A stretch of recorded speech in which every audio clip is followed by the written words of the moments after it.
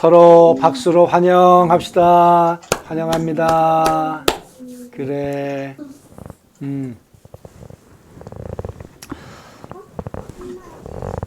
요즘에는 결혼하는 게 이게 효도하는 거고, 그리고 아기를 낳는 거는 진짜 더 효도하는 것 같아. 어? 요즘에 결혼들 하는 거 쉽지 않고, 또 아기 낳는 거는 더 쉽지 않잖아요. 오늘 뉴스 들었더니 중국이 얼마 전까지만 해도 애 낳지 말라 그랬잖아. 너무 애들 많이 나니까. 그런데 중국이 인구가 줄었대요. 예. 통계를 잡히는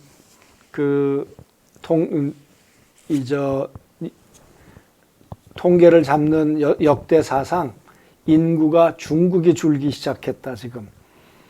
그러니까 점점 아이들이 거기도 그렇겠죠. 점점 힘들고 그러니까 아기를 낳지 않는 건데, 나는 정말 여러분들이 이렇게 결혼도 하고 아기를 낳을 수 있다는 거 진짜 이건 복 중에 복인 것 같아. 예. 난 아직 할아버지 안 됐잖아.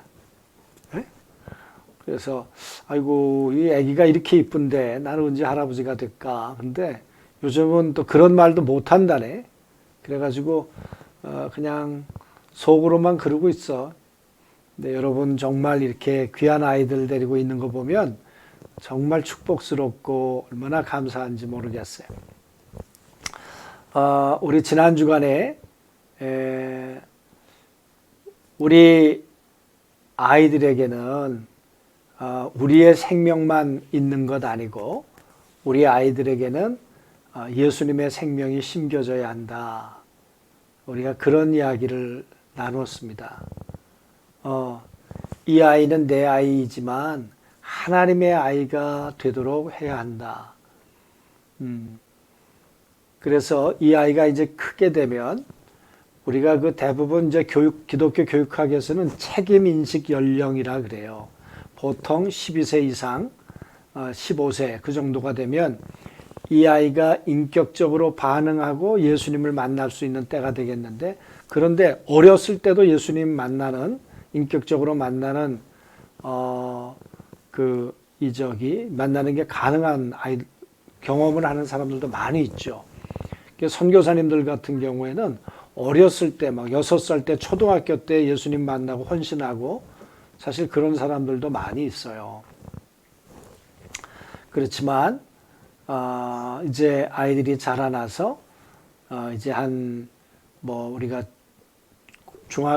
중학교 들어가서 그때쯤이면 이제 자기가 인격적으로 복음을 듣고 반응할 수 있는 때가 되기도 하죠. 그래서 유대인들은 13살 정도의 성인식을 합니다. 그때가 되면 자기가 판단하고 결정할 수 있는 때라고 생각을 하죠. 그래서 그때까지 사실은 우리 믿음의 부모들이 해야 될 일이 뭐냐 그러면 이 아이의 기본을 만들어 주는 것이 굉장히 중요하죠. 이 틀을 만들어 주는 것. 그래서 이제 오늘 이제 같이 그런 말씀을 나누겠지만, 그래서 어쩌면 요 어렸을 때 만들어진 기본기가 평생을 간다 이렇게 볼 수도 있어요. 그래서 요만할 때 정말 얼마나 소중한 하루하루인가 그런 그 중요성을 생각하고, 또 우리가 유아 세례를 받고 아이들을 그렇게 이제 돌봤으면 좋겠고, 유아 세례를 하는 것은 지난주에도 말씀드렸지만 엄마 아빠를 생명의 통로로 세우는 거예요. 목회자로 사실 세우는 거예요. 그래서 엄마 아빠가 아이들에게 목양을 한다는 그 엄마 아빠에 대한 헌신을 보고 아이들에게 세례를 베푸는 그런 일이 되겠죠. 그래서 우리가 지난주 얘기할 때는 우리 아이들 안에 심겨진 하나님의 생명, 그 하나님의 생명은 하나님의 형상을 닮아간다. 그래서 하나님의 성품과 하나님의 은사와 하나님의 가치관으로 자라가야 된다. 그런 얘기했는데 우리 고은혜 집사님 기억나죠? 기억나죠? 네. 네, 그래. 네, 정말 아이들이 성품이 바르게 되면 사랑을 받고요. 은사가 이제 이 성장하게 되면, 성숙하게 되면 사실은 인정을 받고요. 그죠? 그리고 가치관, 이 가치관이 바로 되면 사람들로부터 존경도 받고 또 많은 사람들에게 선한 영향력을 끼칠 수가 있죠. 그래서 우리 아이들을 그렇게 이제 길러갔으면 좋겠다. 그런 말씀을 나눴는데 오늘은 조금 더 한번 생각해 보자고요. 오늘은 성경을 좀 봤으면 좋겠는데 한번 23절 한번 같이 읽어보자고요. 믿음으로 시작. 믿음으로 모세가 낳았을 때에 그 부모가 아름다운 아이임을 보고 석 달 동안 숨겨 왕의 명령을 무서워하지 아니하며. 여러분 한번 생각해 보세요. 모세가 태어날 때는 애굽에서 태어났잖아요. 그리고 바로가 산에 아이를 낳으면 다 죽이라고 하는 때였단 말이에요. 그러니까 결혼하는 것이 부담인 때고 임신을 하는 것이 굉장히 50대 50이니까 어쩌면 부담인 때였단 말이죠. 그러면 이게 모세가 믿음으로 낳았다는 이야기가 무슨 이야기일까? 모세가 믿음으로 낳았다. 이게 무슨 얘기일까? 그 말이에요. 어머니 뱃속에서 모세가 믿음으로 낳았다 그런 얘기는 아니겠죠. 우리가 출애굽기 2장에 보면 레위 한 남자와 레위 한 여자가 결혼했다 이렇게 얘기를 하고요. 이름을 안 밝혀요. 그러다가 6장에 가서 그 엄마와 아빠의 이름을 밝히거든요. 그러니까 그 2장에서는 모세 어머니와 아버지가 결혼을 하고 이 아이를 낳을 때 무슨 가치를 가지고 뭘 가지고 낳느냐, 그건 하나님에 대한 믿음을 가지고 낳았다는 거예요. 그러면 한번 생각을 해보죠. 어떤 믿음이었을까? 태중에 아기가 생기는 것, 그것 하나님이 하시는 일이고, 이 태어나서 이 아이가 살아가는 삶의 모든 과정도, 여정도 하나님이 인도하실 거라는 그런 믿음이 있다는 이야기가 아닐까 그 말이에요. 그래서 아기를 낳아서는 안 되는 때, 남자아이를 낳으면 나일강에 다 갖다 버려야 하는 그때 엄마 아빠가 믿음이 있었다는 거예요. 아까 말씀드렸던 것처럼 우리가 유아 세례를 베푸는 이유는 엄마 아빠의 믿음을 보고 세례를 베푼다 그렇게 말씀을 드렸어요. 그리고 아이가 태어났는데 석 달 동안 왕의 명령을 무서워하지 아니하고, 그 말은 왕보다 하나님을 더 무서워했다는 얘기잖아요. 그죠? 어떻게 바로가 안 무서워요? 바로는요, 사람 알기를 파리같이 아는 사람이에요. 그런 바로가 어떻게 안 무서워요? 그 두려움을 극복할 수 있었던 것은 믿음이었다는 거예요. 그래서 우리 아이들을 정말 잘 기르기 위해서 필요한 게 뭘까? 엄마 아빠가 어떤 믿음의 엄마이고 어떤 믿음의 아버지일까? 그래서 모세에게 영향을 줄 수 있는, 어쩌면 태중에서부터 영향을 줄 수 있는 엄마였고 아버지였다는 거죠. 태어나서도 왕을 두려워하지 않을 만큼 믿음을 가지고 이 모세를 3달 동안이나 길렀다. 그리고 믿음으로 모세는 장성했다. 그러니까 모세가 그냥 컸다 말하지 않고 이 모세가 믿음으로 컸다. 창조주에 대한 믿음, 하나님에 대한 믿음, 믿음으로 내 아이가 컸다. 그 말이에요. 우리 아이들에게 정말 어제 우리 지난 주간에도 얘기할 때 우리 아이들이 믿음의 아이로 컸으면 좋겠다라고 하는 것은 다 공통된 마음들이었어요. 우리 아이들이 하나님의 아이들로 하나님의 사람으로 자라주기를. 근데 보세요. 믿음으로 모세는 장성했는데 바로의 공주의 아들이라 칭함을 거절하고. 이건 뭘 말할까?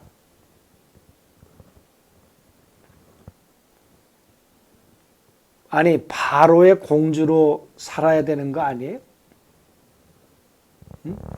전부 다 노예이고 신음하고 하는 그때 내 아들이 어쩌면 나는 내 신분을 세탁하고 그리고 바로의 공주로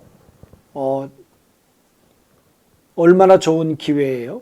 뭐 권력 어떤 욕을 가질 수도 있고 출세에 대한 야망을 가질 수도 있고 그러면 공주의 아들로 살아남아야 되는데 여기 보면 아들을 받기를 거절했다니.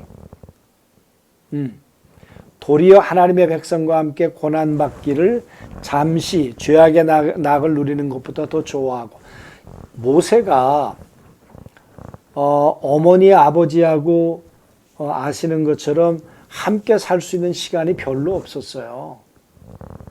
3달 됐을 때 바로의 그 나일강에 뛰어가지고는 바로의 공주가 이 아이를 길렀잖아요.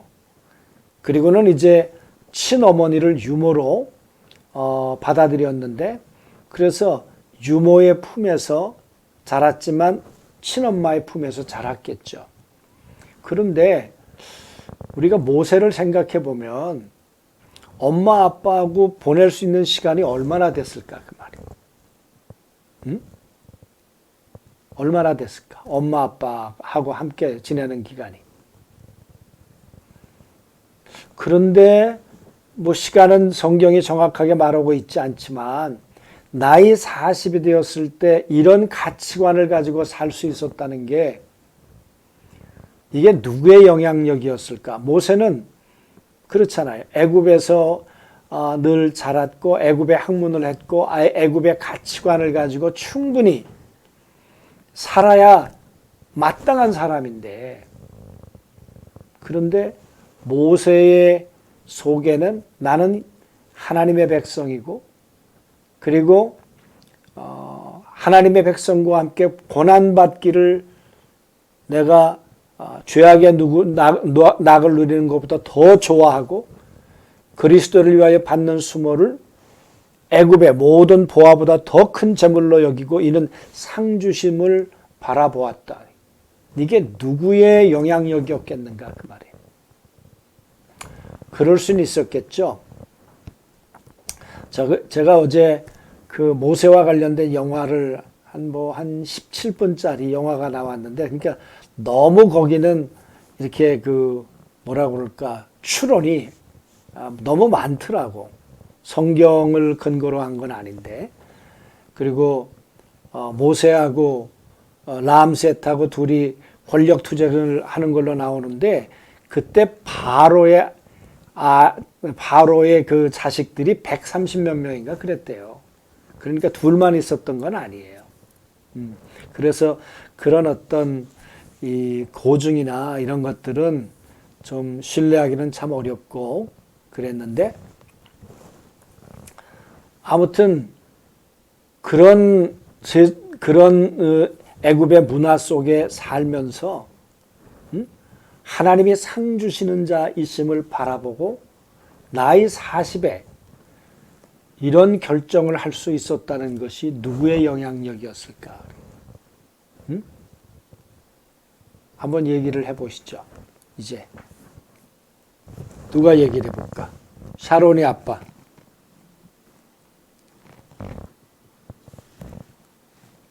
에? 네. 누구의 영향력이었을까? 모세가 처음에 태어났을 때 모세 젖먹이던 너무 불만했으니까 친엄마였으니까 아마 친엄마의 영향을 많이 받았을 텐데 아마 그렇죠. 그거 말고는 잘 모르겠어요. 그랬겠죠. 아버지는 뭐 쉽게 접근할 수 없었겠죠. 네. 어머니는 그러니까 젖을 먹은 게 아니라 믿음을 먹인 거예요.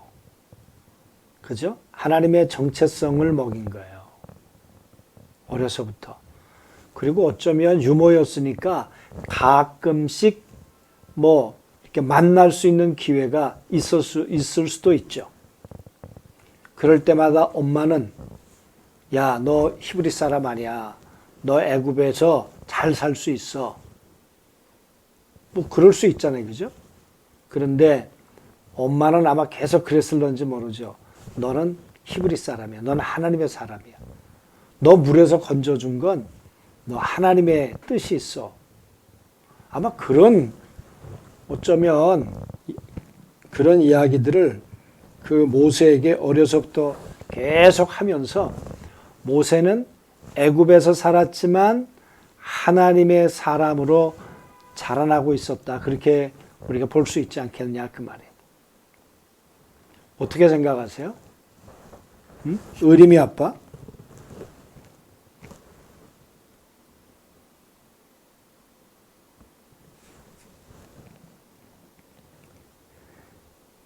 윤아 아빠. 미안해. 예. 예.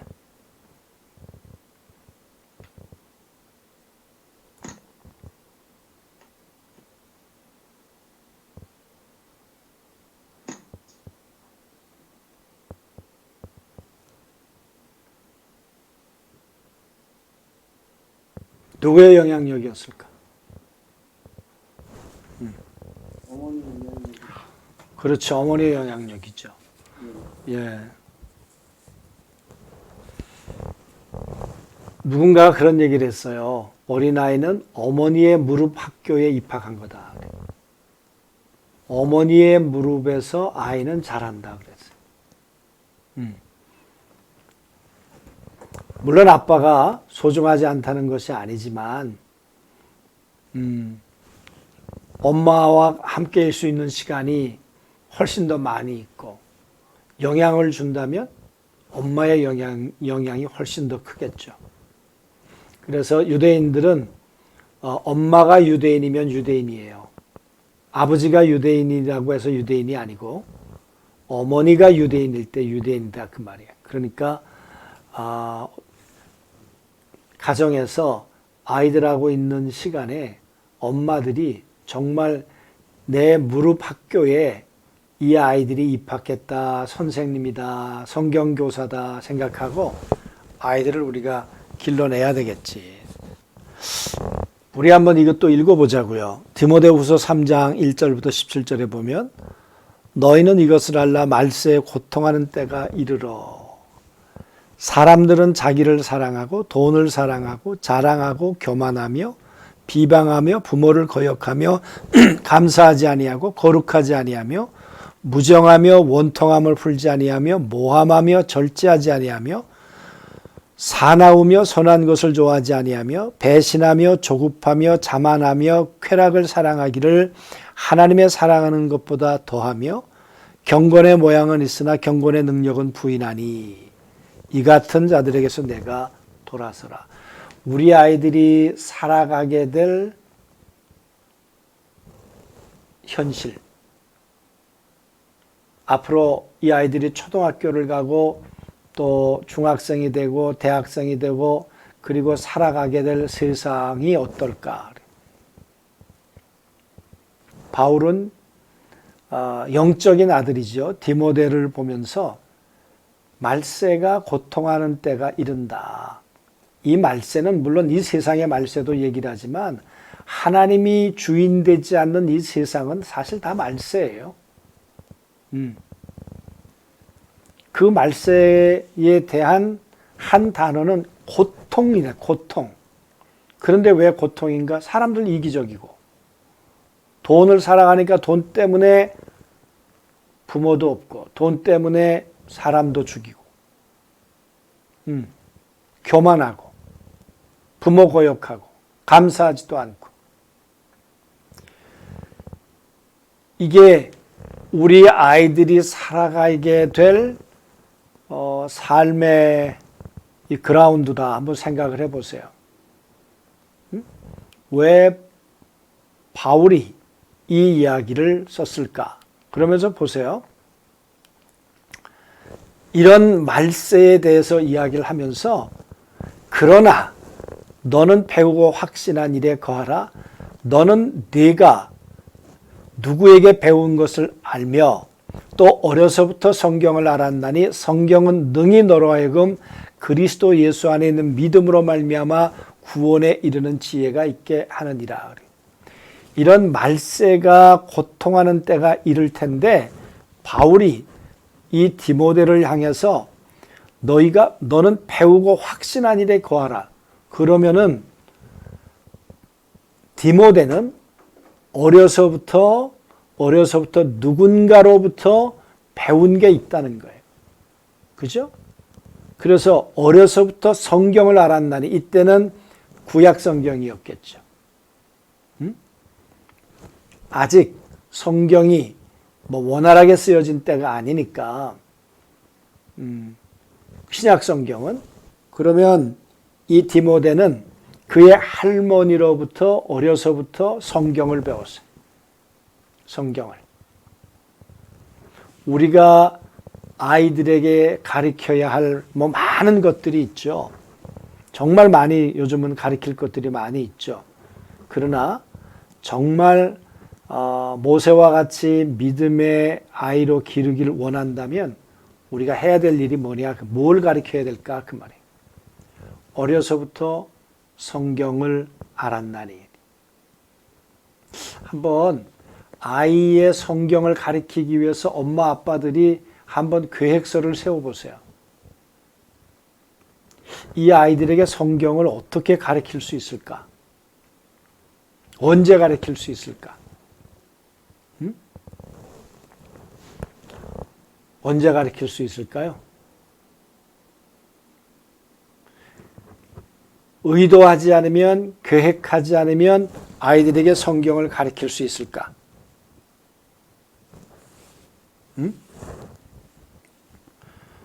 엄마 아빠가 성경에 대해서 관심이 없는데 아이들에게 가르칠 수 있을까? 서준이 엄마 어디 갔어? 지금 막 고은혜 집사님? 아이들에게 나하고 함께 사는 동안에 아빠도 같이 있구나. 아이들에게 얼마나 성경을 가르칠 수 있을까?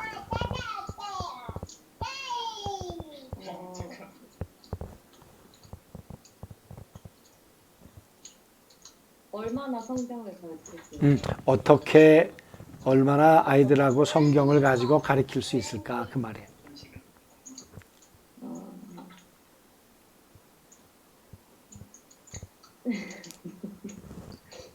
그치?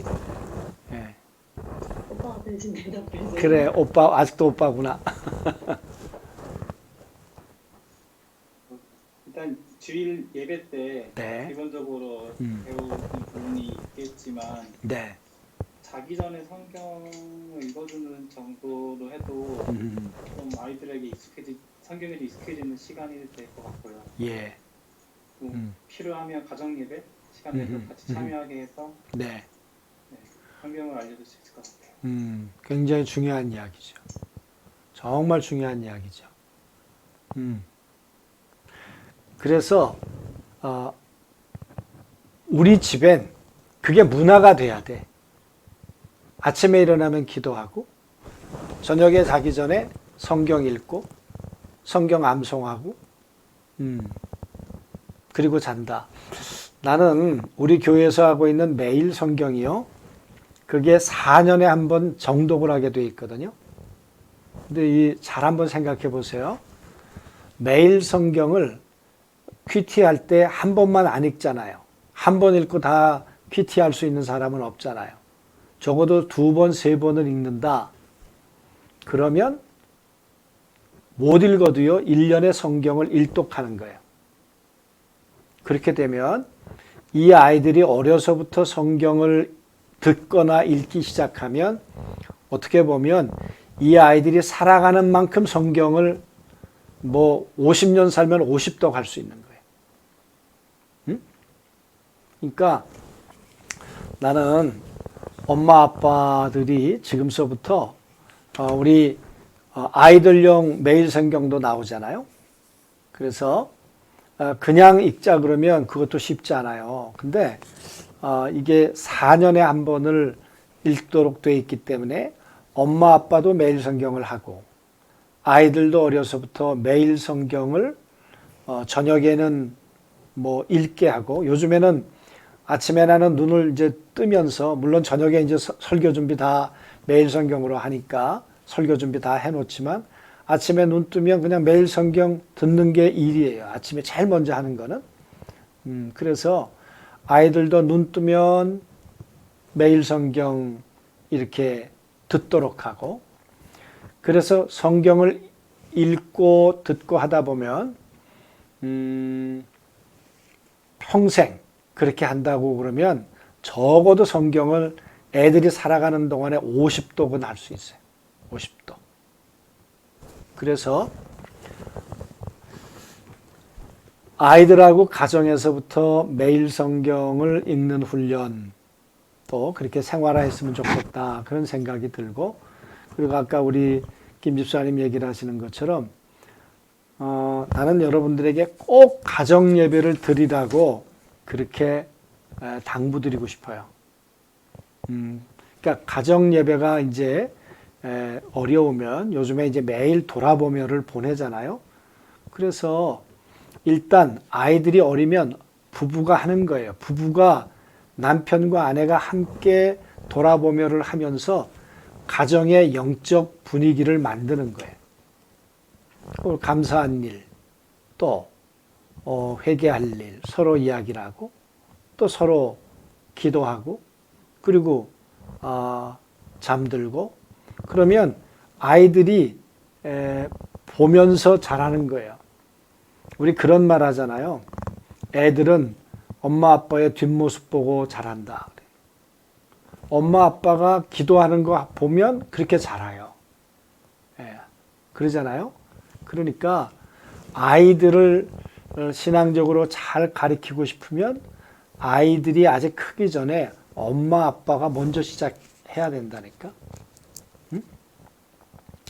그래서 엄마 아빠가 돌아보며를 시작하면서 우선 가정에 이 예배하는 분위기, 찬송이 흘러나오는 분위기, 하나님의 말씀이 흐르는 분위기를, 그 분위기를 만들어야 돼.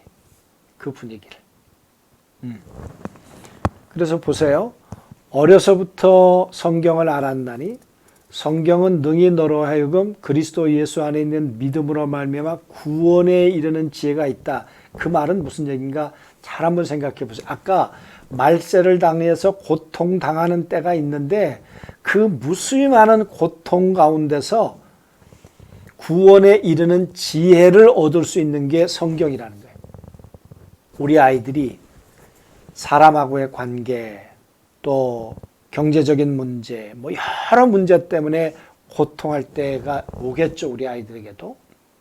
그런데 그 모든 고통으로부터 구원에 이르는 지혜를 얻게 하는 것이 성경이다. 왜냐 그러면 모든 성경은 하나님의 감동으로, 사람이 감동한 게 아니에요. 하나님이 감동하셔서 이 성경을 우리에게 주신 거예요. 왜 주셨나? 우리를 교훈하고 책망하고 바르게 하고 의로 교육하기에 유익하도록. 그러니까 우리 아이들을 교육할 때 정말 하나님의 말씀으로 아이들을 어떻게 가르칠까? 이거 내 실패담이니까 잘 들어보세요.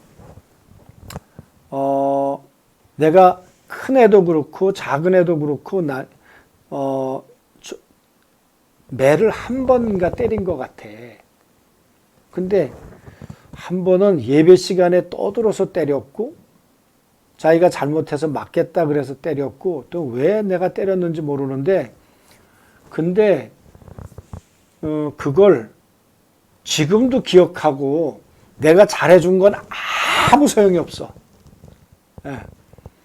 잘해준 건 내가 자기를 위해서 수고한 건 아무런 기억도 없고 아빠가 날 때렸다는 것만 생각하고 있는 거야. 그래서 물론 성경에 보면 매질을 하라 그랬지만 어떻게 하는 게 정말 아이들을 잘 가르칠 수 있을까? 지금은 목사가 됐어요.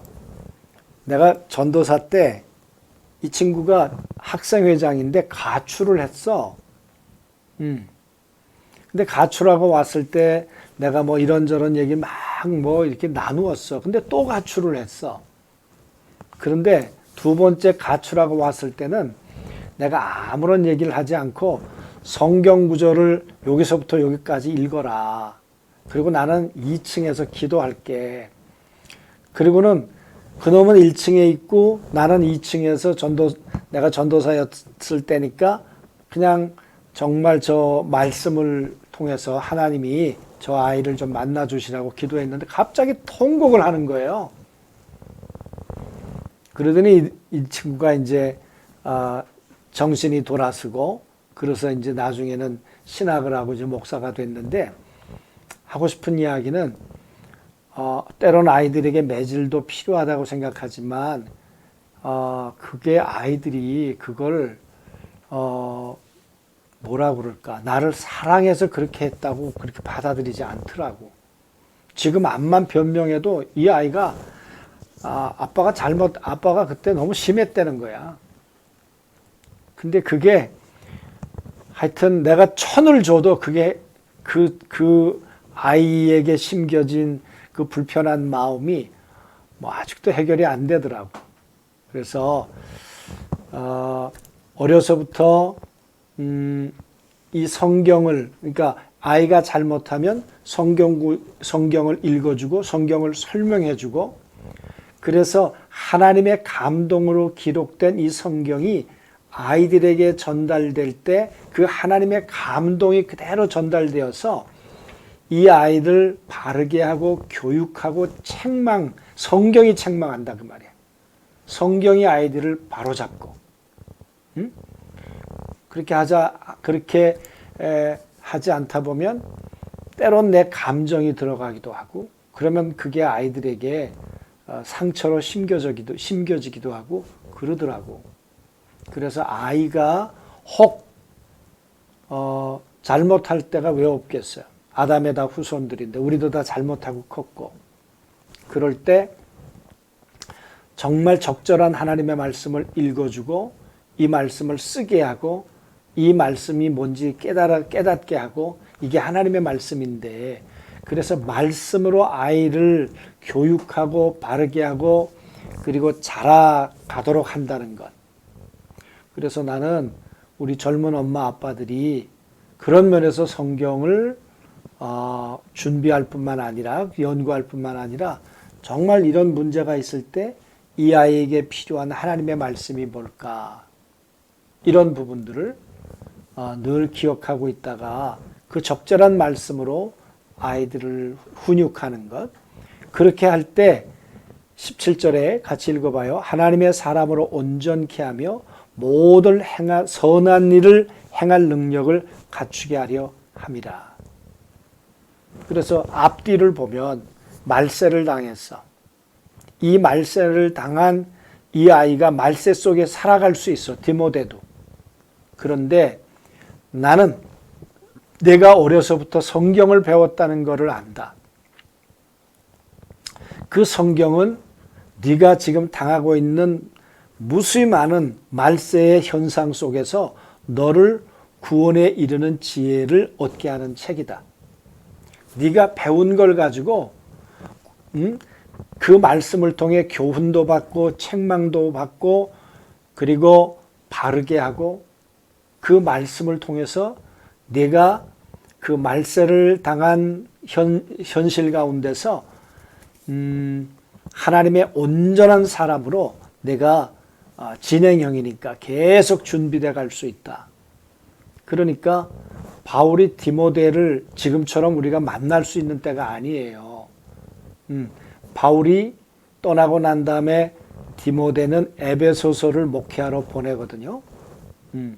그러니까 그런 목회 그 어려운 환경 가운데서도 다른 걸로 바울은 디모데를 격려하지 않아요.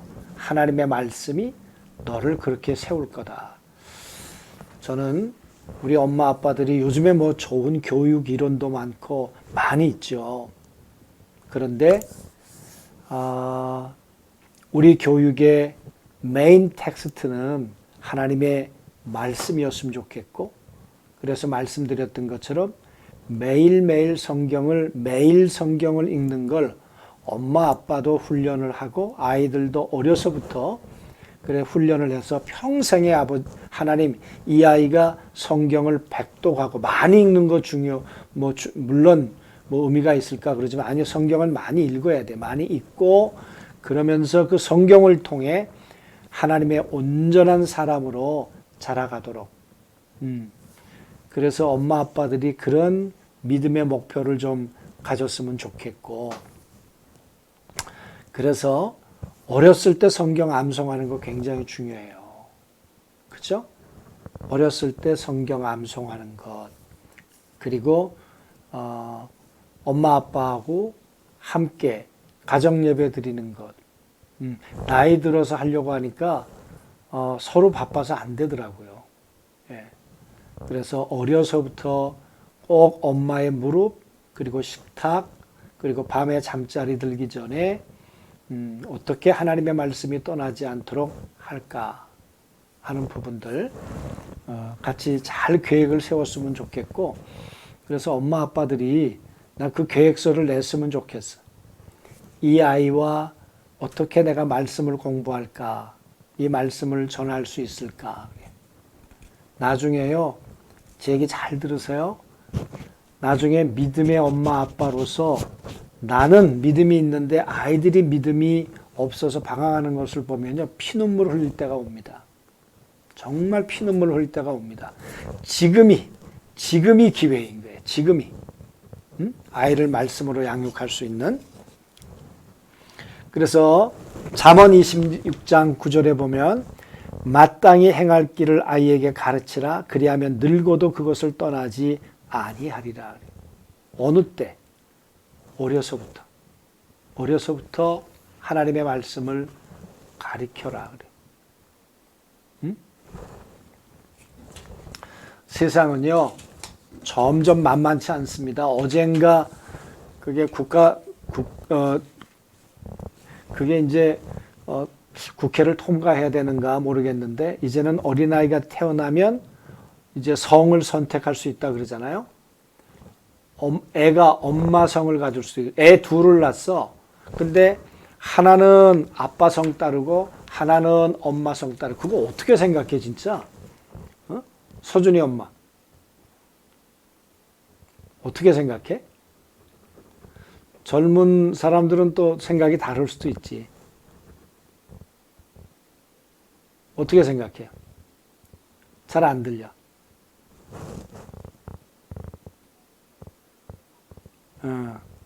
예범이 엄마 얘기 좀 해봐. 응? 어디 갔어, 예범이 엄마?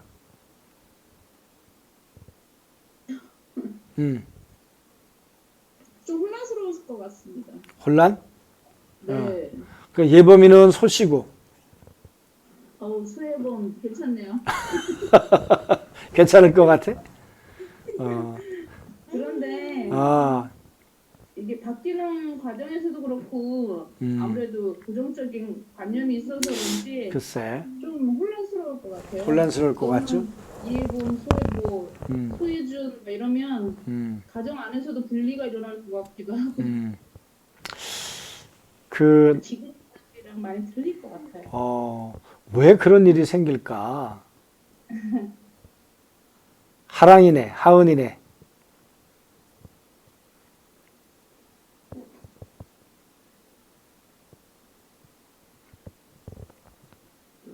왜 그런 일이 생길까 하냐는 질문이신 거죠? 네.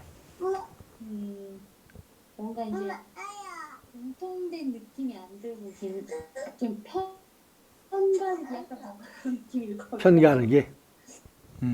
약간 너는 김씨고 나는 뭐 배씨야 뭐 이런 식으로 해서 자녀끼리도 너무 이렇게 한 가족 같은 느낌이 안 들고 지금은 그렇게 어설프지 모르지만 뭐 나중에는 그게 이상하지 않을 수 있긴 하겠지만 저도 별로 좋은 것 같진 않네요. 그러겠네. 집에서도, 가정 안에서도, 그지? 성이 다르고, 뭔가 하나가 되지 않는 느낌이 들어요. 하나가 되지 않는. 예. 우리 김선태 집사님은 어떻게 생각하세요?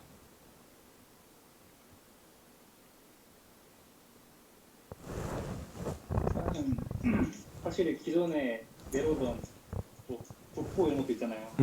막 돌림체도 써야 되고 뭐 이런 거 많은데 그런 것들부터 다 이제 기존의 문화를 다 이제 엎어야 되는 엎어야 되고.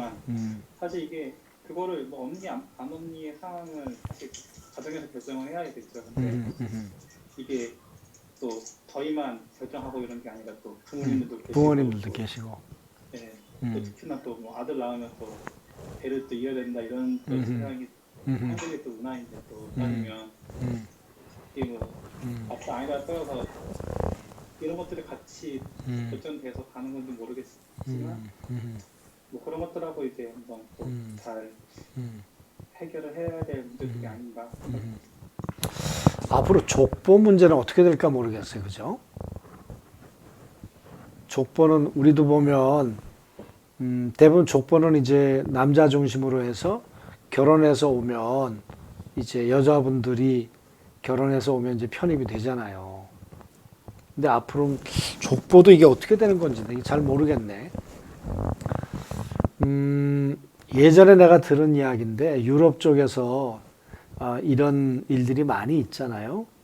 근데 그렇게 된 이유 가운데 하나는 가정이 이혼하는 일이 많으니까 엄마가 재혼을 하게 되면 아이들마다 아빠 성을 따르니까 달라지는 거예요. 예. 그것도 하나의 가정의 혼란이 오니까 아예 엄마 성을 따르기도 한다. 뭐 예전에 내가 들은 것 같아. 그러고 보니까 그럴 수도 있겠다. 그런 생각이 드는데 이제 내가 하고 싶은 이야기는 우리가 생각했던 이 세상하고는 완전히 다른 세상이 우리 아이들이 살아가는 그런 세상이 될 텐데 그 가운데 아이들에게 어려서부터 가르쳐야 될 게 뭐냐 그 말이야 기준이. 그런 면에서 이거를 지켜낼 수 있는 것 이것은 물론 교회도 성경을 기준으로 해서 가르치겠지만 가정의 엄마 아빠가 가지고 있는 영향력 그 많은 시간 코로나가 이제 이게 언제 끝날지 모르잖아요. 이런 상황 속에서 엄마 아빠가 신앙교육의 주체로서 더 많은 역할을 하게 될 텐데 그래서 어렸을 때 아이들에게 뭘 기준으로 뭘 가르칠까라고 하는 것 뿐만 아니라 가정의 분위기를 어떻게 만들까. 그래서 아침의 문화를 어떻게 만들고 식탁의 문화를 어떻게 만들고 잠자리 들기 전에 어떤 문화를 만들까. 그거를 엄마 아빠가 고민을 해서 아이들의 그라운드를 우리 가정에 만드는 거잖아요.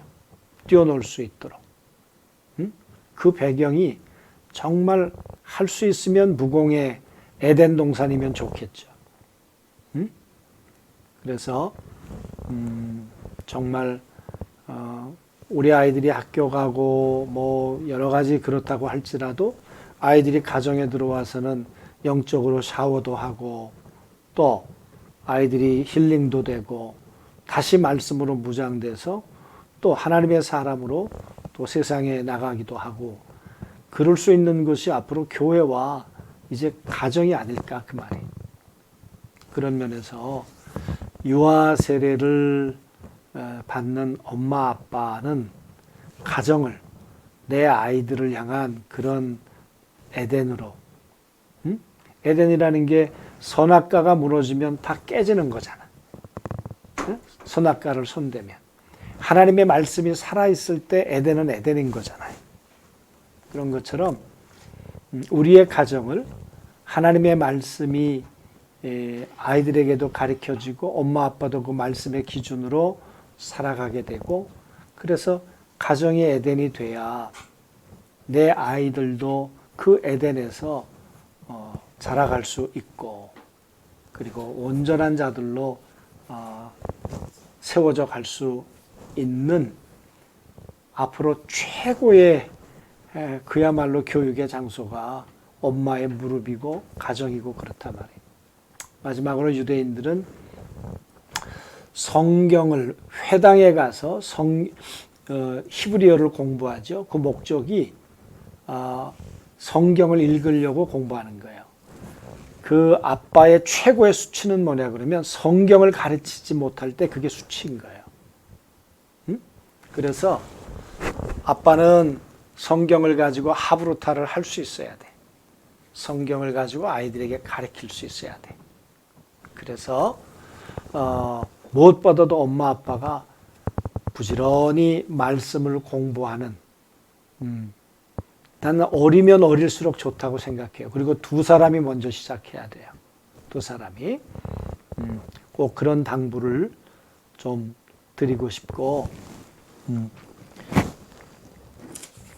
그래서 이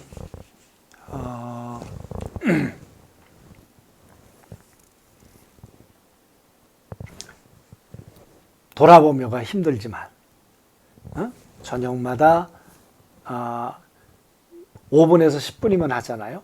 감사한 거 얘기하고 또 그래서 매일매일 이런 일들이 가정에 이렇게 문화로 정착이 되었으면 좋겠고 꼭 하나 부탁드리고 싶은 게 있어요. 그거는 아이들을 향한 축복 기도예요. 아빠가 기도해요? 요즘에? 어디 갔어? 우리 요즘에 가정의 아이들을 위해서 기도하는 사람. 하은이네. 양하은. 김하은인가? 아니, 하은이가 둘입니다. 양하은, 김하은. 하은. 하온이구나, 하온. 양하온부터 해봐. 아빠가 요즘 기도해요? 아빠는 가끔 합니다. 가끔. 아빠는 엄마가 매일 해주고 있어요. 음, 아빠는 좀 쑥스러워해? 좀 부끄러워해요. 그게요, 나중에 나이 들면 정말 못합니다. 아이 옷 입어. 그리고,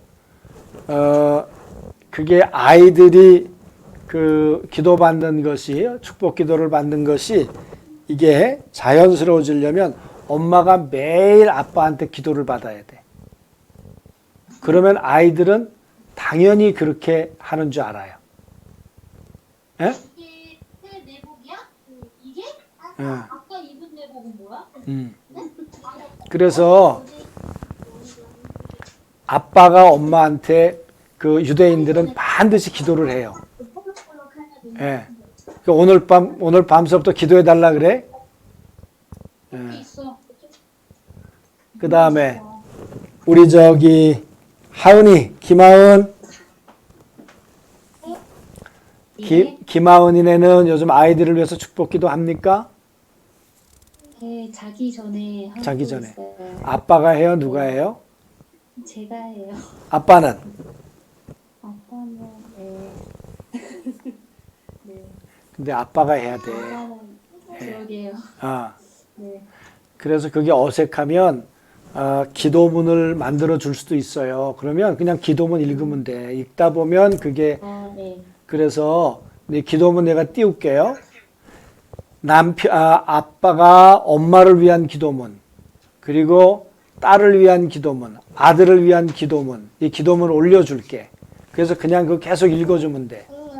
알았죠? 네. 예. 네. 그 다음에 누구냐? 서한에. 아빠가 늦게 들어와 요즘? 계속? 늦게 들어오더라도 아빠가 꼭 해야 될 게 뭐냐 그러면 이게 축복 기도는 매일 해야 돼. 아멘? 예. 내가 확인을 해봐야 되겠다. 그 다음에 예범이네 할 거고, 유나네. 집사람이 예. 아기를 재울 때는 이제 예. 집사람이 했었고 이제 제가 재울 때는 항상 이제 동화책을 한 권씩 읽어주고 나서 이제 재울 때 이제 제가 기도를 했었거든요. 네. 근데 이제 번갈아 가면서 재우는 사람이 이제 기도를 했었는데 이제 목사님 얘기 들어보니까 이제 아빠가 항상 기도해야 된다고 말씀하셨는데 네. 맞는 것 같아요. 예. 예. 한 사람이 이제 계속 하는 게 맞는 것 같아요. 이제 요새는 또 엄마가 많이 재워서 엄마가 항상 기도를 하고 재우거든요. 그렇게 하고 있어요. 그럼 우리 누구냐?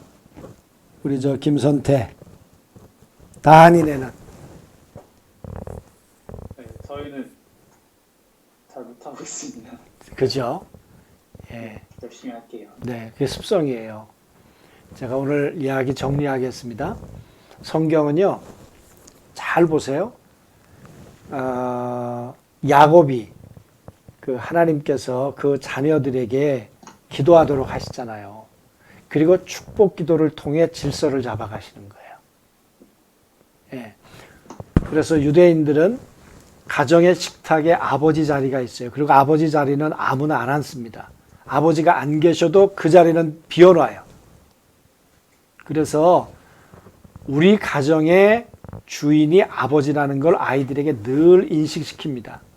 그래서 그 아버지의 축복 기도를 소중하게 생각해요. 아버지의 존재를. 예.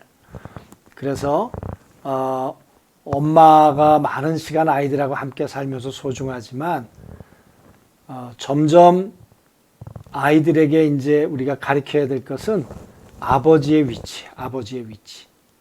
그래서 이거 축복 기도문 내가 올려놓을 텐데 아버지가 아내를 위해서 기도하고 또 딸을 위해서 기도하고 나 아들을 위해서 기도하고 하는 이 기도를 통해서 어려서부터 계속 그렇게 자라야 돼. 예. 그리고 엄마가 아빠한테 기도를 받아야 애들은 당연히 받는 줄 알아. 그런데 엄마가 무서워서 손 못 올리는 사람도 있지? 우리 양선. 응? 그렇지 않아요?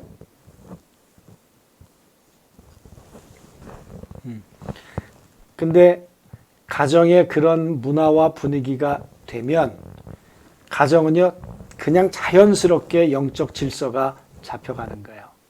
자, 오늘 얘기 이렇게 정리를 하겠습니다. 모세는 믿음으로 낳고 믿음으로 장성했어요. 누구의 믿음이냐 그 말이에요. 엄마 아빠의 믿음이었어요. 그 엄마 아빠의 믿음을 보고 우리는 유아 세례를 받는다 그랬습니다. 그리고 엄마 아빠가 믿음으로 키우는 건 뭐냐? 바울이 디모데에게 얘기했던 것처럼 어려서부터 성경을 알았나니 그 성경은 말세를 당한 너희들에게 구원에 이르는 지혜가 있게 한다. 그래서 우리가 가르쳐야 할 가장 중요한 메인 텍스트는 언제나 성경이다. 언제? 마땅히 해갈 길을 아이에게 가르치라 그래요. 어려서부터, 지금서부터. 그래서 말씀이 그 아이에게 기준이 되도록 가르치는 것. 그렇게 하기 위해서 가정의 문화를 만들어야 한다. 이 아이들과 성경을 언제 가르칠까? 어떻게 가르칠까? 요즘 뭐 유튜브도 있고 좋은 거 많잖아요. 그죠?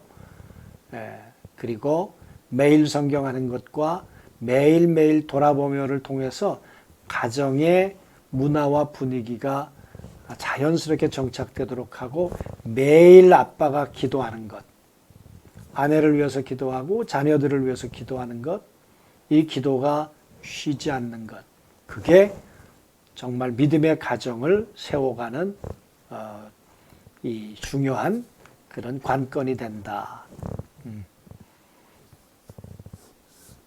아멘. 그렇게 하실 수 있는 분들만 손 한번 들어보세요. 손 들고 그래. 정말 그랬으면 좋겠어요. 정말 그랬으면 좋겠어요. 화이팅! 네.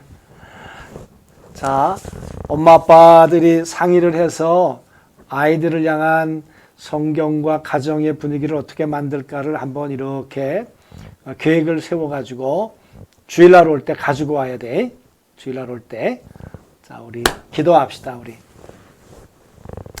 기도할 때 여러분 자녀들 어떤 자녀로 자라갈 수 있느냐, 이거는 엄마 아빠가 어떻게 이 아이에게 영향을 주느냐에 따라 달라지는 거예요. 정말 아이들을 이렇게 가슴에 품고 기도하면 좋겠어요. 제가 기도할게요. 하나님 아버지, 정말 이 세상에서 다시 얻을 수 없는 이 귀한 자녀들을 선물로 주셨습니다. 내게 소중한 것이지만 그러나 하나님에게도 천하를 주고도 바꿀 수 없는 귀한 아이들인데, 이 아이들이 하나님의 사람으로 자라갈 수 있도록 하나님 먼저 엄마 아빠의 믿음이 자라가게 하시고, 엄마 아빠가 내 아이들이 자랄 수 있는 에덴 같은 가정을 만들 수 있도록 도와주옵시고, 이 에덴에서 하나님의 말씀이 언제나 살아있었던 것처럼 엄마 아빠를 통해 늘 말씀이 공급되고 이 말씀 가운데 우리 아이들이 세워져서 하나님의 온전한 자들 되게 하시고 일생을 하나님과 동행하고 동역하는 복된 생애가 되도록 우리 아이들을 축복해 주옵소서. 정말 가정이 하나님의 손이 떠나지 않는 복된 가정들 다 되도록 은혜를 덧입혀 주시옵시고, 밤마다 돌아보며를 하며 하루를 성령 안에서 돌아보고, 그리고 성령 안에서 늘 잠들며 하나님의 안식을 누리는 복된 처소들이 되도록 도와주옵소서. 예수님의 이름으로 기도하옵나이다. 아멘. 그리고 주일날은 아이들하고 10시 40분까지 오셔야 돼요. 목양실로 오시면 우리 허미수 전도사님이 안내해 주실 거예요. 아셨죠? 예. 그리고 그 기도문 쓴 거는 다 사무실로 보냈죠. 그래 액자를 만들 수 있으니까. 자, 수고들 했습니다. 서로 손으로 인사를 하고 나가세요.